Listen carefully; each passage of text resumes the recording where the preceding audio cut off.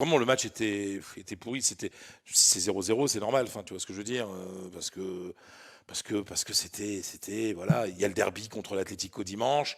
Carlo avait fait tourner, qui a un petit peu tourné, donc voilà. Mais Valverde, c'est un batailleur, c'est le football que l'on connaît des Uruguayens et cette frappe. Le but est magnifique parce que tu as Vinicius qui fait un festival côté gauche, qui centre très très loin pour Rodrigo qui a l'intelligence de laisser passer la balle. C'est cette passe qui est le fait de ne pas toucher le ballon, de le laisser courir. Et là, crochet de Valverde et superbe frappe du gauche. Et puis derrière, tu as une reprise magnifique sur un corner, sur un coup franc pardon,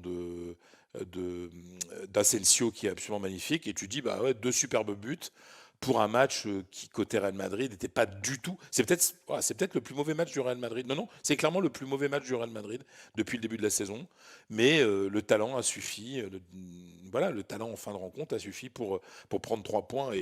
Et on sait déjà voilà, que le Real Madrid est quasiment assuré de la première place au bout de 2 journées. Quoi. Avec Chouameni et Camavinga D'entrée. Oui, oui, parce que, d'entrée. voilà, parce que c'est Et vrai je que. précise, parce qu'évidemment, ce que tu es en train de dire là, et le fait que, par exemple, je ne te contredise pas sur ta description de ce qu'a fait le Real, évidemment, beaucoup de supporters du PSG vont s'agacer, vont dire ah, mais quand c'est le Real qui fait ça, quand Fredo dit en gros, ils se sont pas donnés à fond, ils Ah ont non. gagné, c'est propre et tout, pourquoi vous dites pas la même chose du PSG qui a fait pareil à Haïfa que vous avez critiqué? Ouais, Hmm. mais c'est parce que le Donc, Real, il vient de gagner avec des champions, là.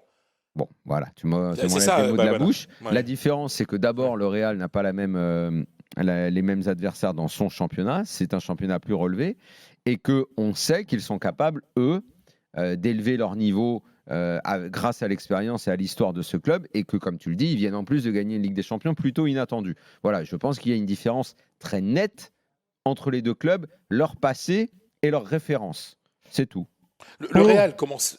Franchement, le Real Madrid n'a rien à prouver en phase de groupe. On lui demande de se qualifier et d'être surtout, notamment premier du groupe.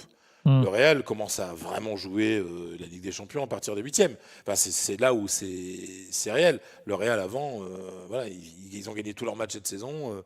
Voilà. Moi, sincèrement, je m'attendais à un match un petit peu plus, avec un petit peu plus de motivation du côté des Madrilènes.